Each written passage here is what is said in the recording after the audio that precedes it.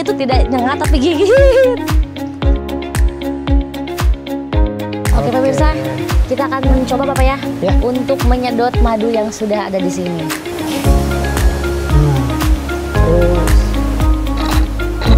Terus, gimana rasanya Mbak? Enak banget.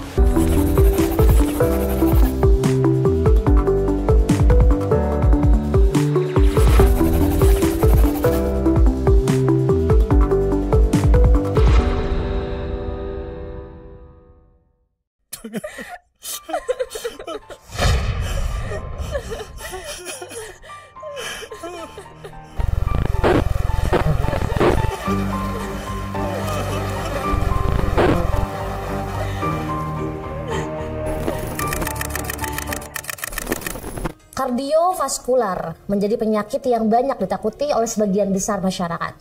Salah satunya yaitu gagal jantung pemirsa. Nah, untuk mengurangi resikonya, kita bisa mengkonsumsi makanan dan minuman yang alami.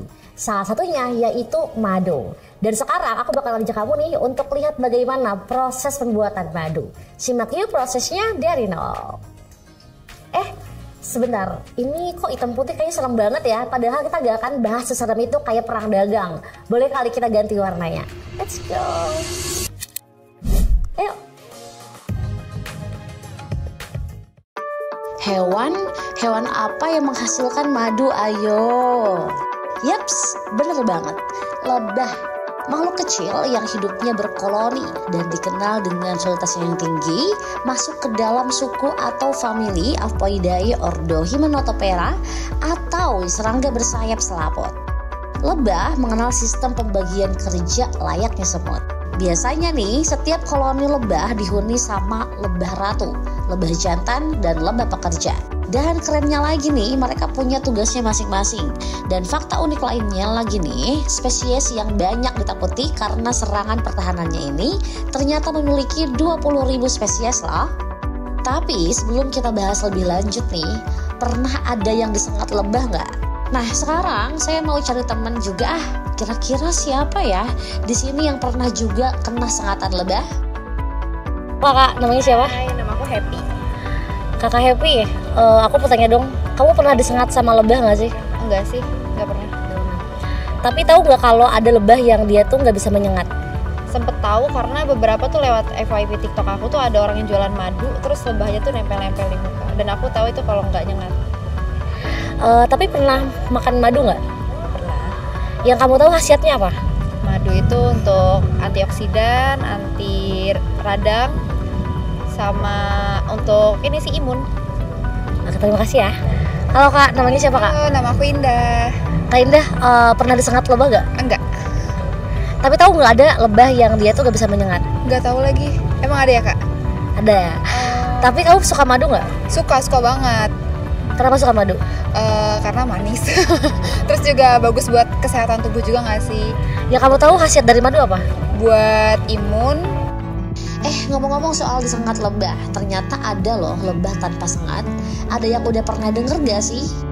Nah, buat yang belum tahu, ini dia lebah trigona, si lebah tanpa sengat. Hewan penghasil madu yang memiliki rasa manis plus asam ini diteliti punya ratusan spesies yang tersebar di seluruh dunia. Wow. Tapi yang paling banyak dikenal namanya lebah trigona itama dan biroi. Nah, lebah-lebah trigona jenis tersebut dibudidayakan di Urban Beetle yang ada di Kota Bogor, Jawa Barat. Tempat budidaya yang ada di bawah naungan Nutrima Madu Bogor Sehat Alami ini punya banyak mitra petani lebah yang tersebar di Sulawesi dan Sumatera. Wah, jauh-jauh ya. Tapi gak usah khawatir, untuk proses budidaya yang biasa banyak dikunjungi ada di Kota Bogor kok, deket. Nah, ini dia Pak Mahari, pelopor lebah tanpa sengat pertama di Indonesia yang katanya sih belajar budidayanya itu secara otodidak. Jadi kalau untuk teknologi budidaya sebetulnya saya belajar otodidak. Intinya kalau budidaya lebah itu kalau tanaman pakannya terurus dengan baik, tersedia dengan baik, dengan seimbang, melimpah, maka lebahnya itu akan produktif dan sehat. Dan kebetulan memang ya saya backgroundnya pertanian, jadi cukup mudah lah meskipun saya belajar otodidak. Tidak secara langsung saya kampus di bangku kuliah mempelajari budidaya lebah, tidak gitu. Jadi saya pelajari otodidak. Jadi kami memulai membudidayakan lebah itu tahun 2013 sampai sekarang. Jadi sudah 12 tahun kami mengembangkan teknologi budidaya lebah tanpa sengat. Dan perlu kami garis bawahi di sini, kami memang spesialis mengembangkan teknologi budidaya lebah tanpa sengat. Aduh, meski hanya punya sedikit trauma soal lebah karena sebelumnya pernah disengat nih, ternyata rasa penasaran saya terhadap lebah tidak bersengat ini lebih besar. Jadi dengan langkah berat tapi antusias ini, saya memutuskan untuk mengunjungi langsung Urbani Tawul Bogor untuk melihat bagaimana proses madu trigona itu dibuat. Oke, ini adalah tempat pertama di mana para lebah sedang mencari dan juga mengambil nektar dari bunganya untuk makan mereka, pemirsa. Dan selama seharian dia akan terus bolak-balik, kecuali di malam hari istirahat ya, say. Tuh lihat, dia sedang mencari ya si nektar dari si bunganya. Tuh ya. Oke, kira-kira seperti apa ya sarang dari si lebah ini? Kita lihat kali ya sambil kita mau panen juga. Let's go. Nah, ini dia nih, Pak Taufik, salah satu karyawan dari Urbani Tawul Bogor yang sudah bekerja selama 10 tahun. Jadi kayaknya emang udah hatam banget nih perihal panen madu trigona ini. Ayo kita samperin. Pak, gimana? Ini sudah ada sarang yang kira-kira bisa kita panen sekarang, Pak? Iya, ada Mbak. Jadi tadi saya sudah coba ngecek beberapa stuk lebah yang ada di sini. Dan ternyata ini kita dapat satu yang memungkinkan untuk kita panen. Ini sudah, sepertinya ini udah usianya sudah 4 bulanan, sekitar 4 bulanan. Ya, dan ini sepertinya layak nanti untuk kita panen. Jadi di sini ada 2 proses untuk panen, ada yang diperas sama ada yang di sedot. Ya, betul. Pak, ini kan udah nemu nih Pak yang akan kita panen. Betul. Ciri-cirinya gimana sih Pak? Ya. Biasanya kalau yang kita angkat ini masih ringan, ini biasanya belum, berarti madunya belum penuh. Nah, kalau yang ini boleh kita angkat, yang ini tuh dia sudah berat tuh. Ini rata-rata kalau di sini kita panen itu di 800 sampai 1,2 kilo kalau di sini untuk satu stup ini. Lihat deh, koloni lebah dari madu trigona ini sehat-sehat banget ya, dan tentunya aktif banget. Seru banget dia lihatnya. Tapi kok bisa ya koloni lebahnya pada sehat-sehat ini? Kira-kira apa ya kiat yang bisa dilakukan agar keluarga lebah ini tetap sehat? Jadi kunci untuk menjaga kesehatan lebah itu ada 2. Yang pertama adalah pakan. Yang kedua lingkungan. Pakan itu harus melimpah, harus seimbang. Melimpah dan seimbang. Jadi melimpah itu mengenai ketersediaannya banyak, mencukupi kebutuhan, sementara seimbang itu berbicara tentang proporsi jenis-jenis pakannya. Jenis pakan dari lebah tanpa sengat itu ada 3. Pertama adalah nektar, yaitu cairan yang dikeluarkan dari tanaman yang mengandung gula, yang itu akan dikonvert ke menjadi madu. Pakan yang jenis kedua itu adalah getah atau resin, getah tanaman dan resin. Ini akan dikonversi menjadi propolis. Dan jenis pakan yang ketiga itu adalah polen, serbuk sari dari bunga, dari berbagai tanaman.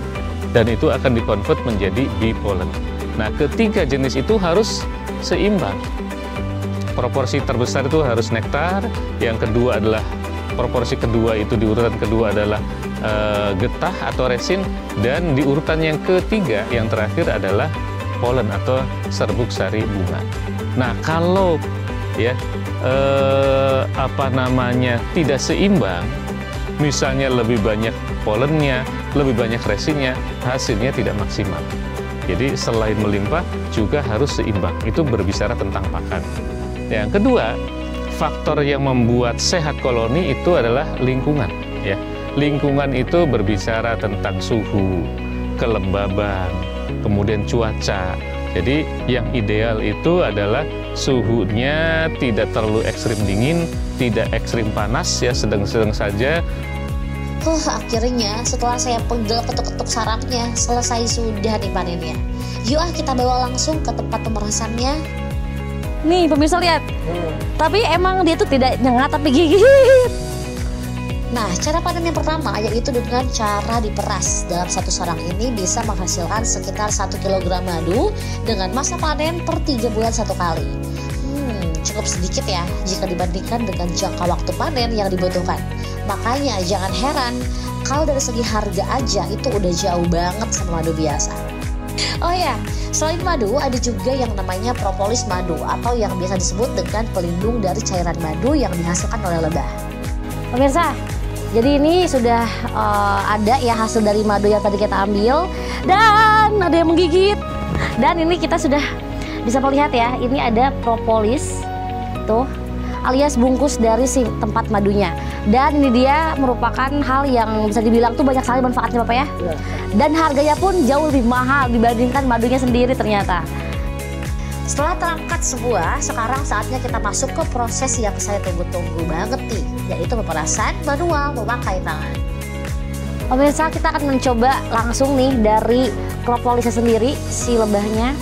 Tuh masih ada yang nempel-nempel. Katanya lebih seger lah ya. Lebih segar. Hup.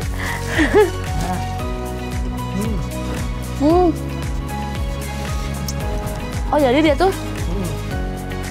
Bentar. Nggak manis ya Bapak ya? Asem. Asem. Asem. Dalam satu sarang atau kita sebut sebagai satu stup ini pemirsa, itu tidak hanya menghasilkan satu panen madu saja, tapi bisa sampai 3 manfaat loh. Apa saja ya? Oke pemirsa, jadi di satu stup tadi itu ada 3 kali panen Bapak ya. Yang pertama madu pastinya, yang kedua propolisnya, dan yang ketiga ini namanya bipolar. Oke, sekarang kita masuk ke panen madu dengan cara disedot nih. Nah, jenis madu yang kedua ini berasal dari jenis lebah Trigona Itama. Hewan si penghasil madu ini memang sedikit lebih kalem dan seagresif si lebah biroi.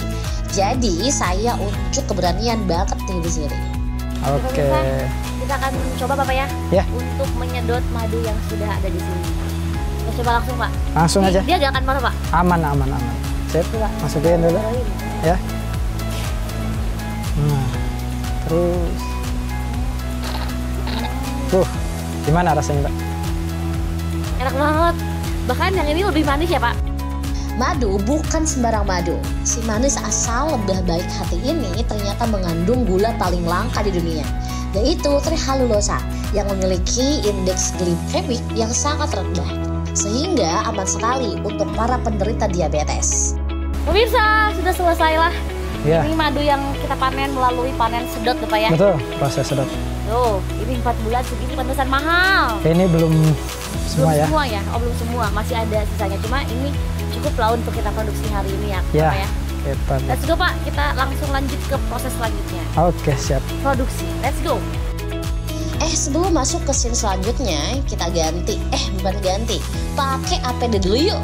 Tara, penasaran kan kenapa pakai ini? Panen dengan 2 cara tadi sudah dilakukan. Nah, sekarang saatnya kita masuk ke proses pembotolan dan proses packaging nih. Ikutin terus yuk. Untuk proses pembotolan ini berisi 250 gram yang dibanderol harga Rp80.000. Nah, madu yang dihasilkan di sini diproduksi besar-besaran dari para petani yang tersebar luas di daerah Sulawesi dan Sumatera. Untuk menjaga kesterilan, kita pakai sarung tangan dulu ya, jadi kuman-kuman di tangan terhempaskan.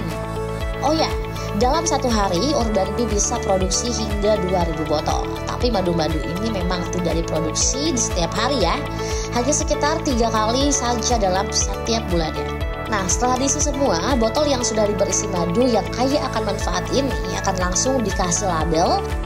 Selain label, gak lupa juga dikasih barcode yang fungsinya sebagai penanda bahwa madu yang diproduksi itu asli, sesuai dengan anjuran dari Badan Pengawas Obat dan Makanan atau BPOM.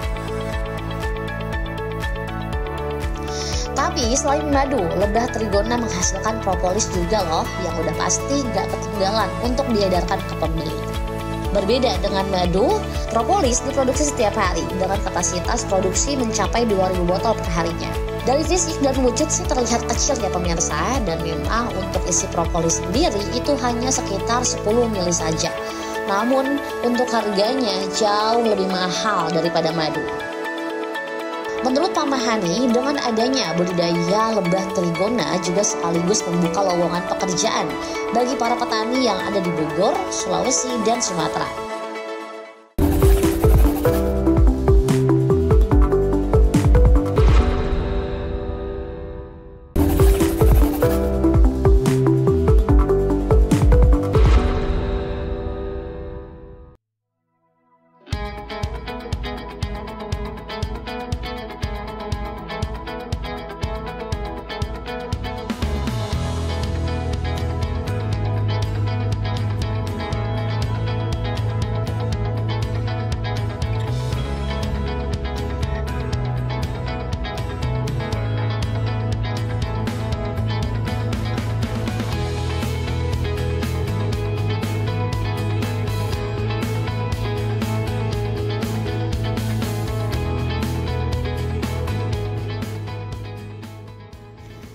Eits, gimana? Udah agak penasaran lagi kan? Gimana cara pengolahan madu? Nah, biar makin komplit nih, dari nol juga menjumpai peternak madu dari Madu Pak Lebah. Dan langsung aja yuk kita tanyain kira-kira gimana sih tips bedain madu asli dan enggak? Madu yang diproduksi dari bunga apa? Karena setiap madu itu dari madu yang dihasilkan oleh lebah dari setiap bunga itu memiliki warna, aroma, dan rasa yang berbeda-beda. Nah, itu di situ kita lihat dari uji fisiknya adalah dari kita secara organoleptik kita cium dulu, kita bau itu. Bau itu biasanya kalau madu itu baunya wangi sekali. Terus kemudian madu itu pun terasa halus sekali kalau kita konsumsi, dan terasa perubahan itu akan terasa ketika di badan kita. Kalau madu palsu itu dari aroma itu biasanya dia tidak tercium secara kuat, sangat lemah dan biasanya cenderung tidak berbau. Tapi kalau madu murni itu pasti memiliki bau yang sangat tajam sekali. Ketika dia habis dipanen, dia posisi encer, madu itu kadar airnya tinggi, dia biasanya itu buihnya itu banyak, kemudian dia bergas, kemudian dia memiliki ketika dia bereaksi kena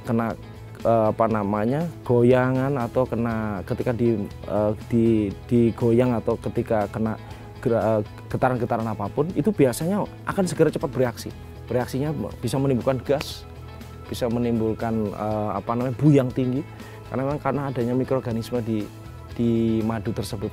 Dengan catatan madu itu murni ketika madu itu habis dipanen, seperti itu. Tapi kalau madu-madu palsu biasanya dia tidak beraroma dan kemudian dia tidak bereaksi apapun di badan dan tidak ada secara fisik.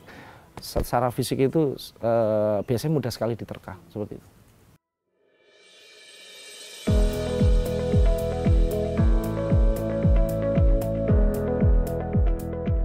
Madu Pak Lebah menghasilkan beragam jenis madu. Ada madu rambutan, madu kapuk randu, madu hutan akasia, dan masih banyak lagi. Nah, madu dan lebah yang budidaya sama Pak Eureka ini menjadi bukti nyata ya bahwa ternak lebah yang menghasilkan madu ternyata memiliki peluang usaha yang cukup menjanjikan. Ya, industri lebah di masa depan saya yakin semakin tahun kebutuhan akan madu itu akan semakin tinggi. Karena kesadaran masyarakat untuk hidup sehat itu semakin kesini itu semakin ramai, maksudnya semakin menjadi viral atau menjadi kebutuhan yang pokok.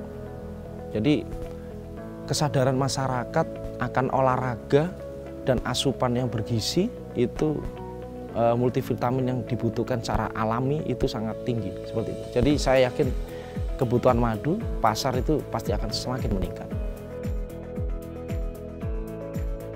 Dan banyak yang modifikasi produk hasil dari madu menjadikan budidaya lebah dan madu di Indonesia sangatlah potensial. Harga madu nggak stabil karena operasional madu itu cukup tinggi. Biaya operasional madu itu cukup tinggi karena tidak sepanjang tahun itu di Indonesia ini bisa terus menghasilkan madu. Untuk madu lebah, untuk madu hutan kita harus mencarinya. Untuk madu ternak kita harus menyewa lahan, berpindah tempat. Kalau untuk madu trigona itu produksi madunya sedikit sekali. Nah, sehingga pasti perubahan-perubahan harga itu pasti akan terjadi seperti itu. Karena kontinuitasnya itu tidak bisa stabil sepanjang tahun seperti itu.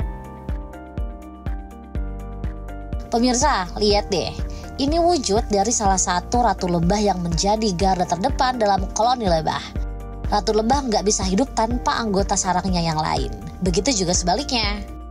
Keberadaan ratu lebah ini sangatlah penting untuk menjalin kerjasama. Kualitas dan kesehatannya harus sangat diperhatikan. Karena madu yang berkualitas itu bergantung dari sang ratu.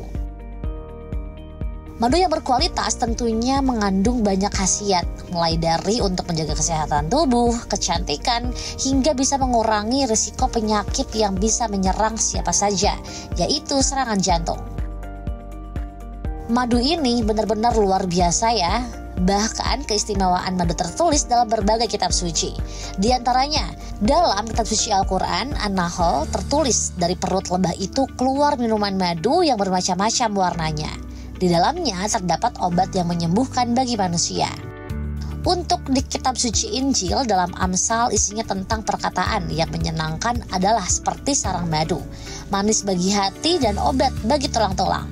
Dan anjuran untuk memakan madu, sebab itu baik dan tetesan madu itu manis untuk langit-langit mulut. Sementara di kitab suci umat Buddha, Tripitaka, dijelaskan beberapa jenis obat yang dipakai oleh biksu yang sakit adalah madu. Dan di kitab suci umat Hindu, kitab suci Weda, tertulis di berbagai ramuan rasayana yang 100% terdiri dari bahan alami. Dan madu merupakan komponen yang sangat penting.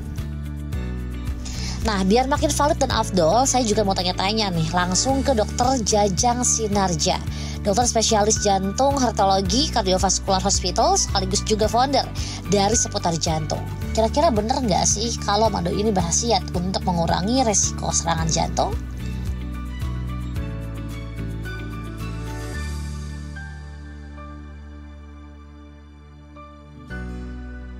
Oke, serangan jantung itu adalah kondisi di mana pembuluh darah yang memberi makan otot jantung, namanya pembuluh koroner, mendadak tersumbat. Tersumbatnya kenapa? Tersumbatnya karena plak di pembuluh darah koroner itu robek, dan robekan itu merangsang terbentuknya darah menggumpal. Jadi darah menggumpal mendadak di tempat robekan di dalam pembuluh koroner. Sehingga seketika itu juga tidak ada aliran makanan ke otot jantung, otot jantungnya terancam mengalami kerusakan atau bahkan sampai kematian. Dan itu angka kematiannya sangat tinggi. Dalam 1 jam bisa mencapai 50% kalau tidak segera ditolong.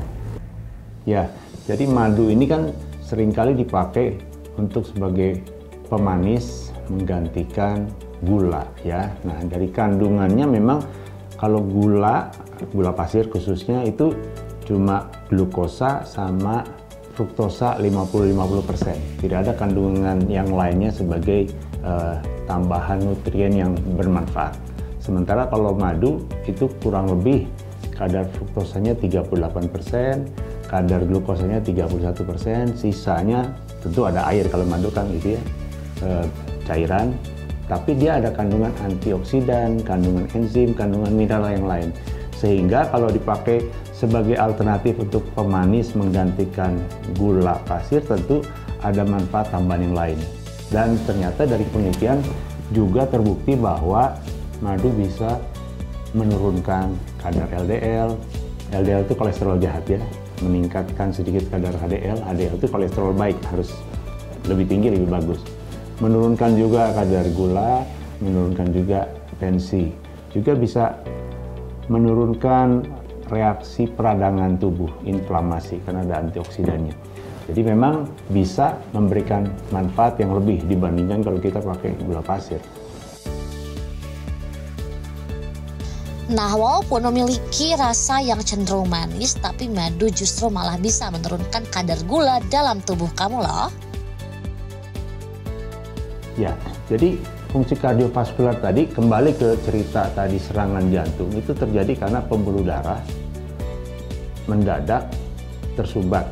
Tetapi kejadian penumpukan plaknya itu berlangsung bertahun-tahun, di mana dinding dari si pembuluh darah itu mengalami penumpukan plak. Penumpukan plak itu terjadi karena gula yang tinggi, tensi yang tinggi, kadar LDL yang tinggi yang menumpuk di situ. Nah, tadi dengan manfaat madu tadi yang menurunkan kadar gula, menurunkan kadar LDL, juga bisa menurunkan tensi, itu menurunkan resiko terjadinya pembentukan plak tadi. Sehingga kejadian penyakit jantung koroner, serangan jantung di kemudian hari juga bisa dikurangi. Ya, secara umum ya, madu itu dia ada madu yang dari satu jenis tumbuhan, ada yang dari beberapa jenis, ada yang monofloral itu ya, satu jenis, ada yang kalau secara prosesnya ada yang mentah, ada yang diolah. Nah, secara literatur yang dianjurkan adalah madu yang berasal dari satu jenis saja, monofloral namanya, dan juga yang raw, yang mentah. Nah, itu kandungan antioksidan dan semua indeks glisemiknya semuanya baik. Jadi itu lebih dianjurkan sebagai pilihan madu, karena madu kan banyak jenisnya di pasaran. Ya. Madu yang memiliki manfaat untuk menjaga imunitas plus juga mengurangi resiko terkenanya kardiovaskular, tentunya harus madu yang 100% alami ya pemirsa, bukan madu yang diberikan tambahan gula atau bahan-bahan kimia lainnya.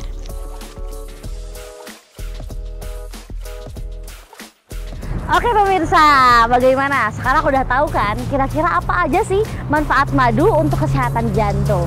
Plus juga udah tahu kan apa aja sih proses untuk pembuatan madu dari nol sampai dengan akhir. Dan pesan dari aku nih satu, jangan lupa untuk jaga kesehatan jantung kamu dengan madu.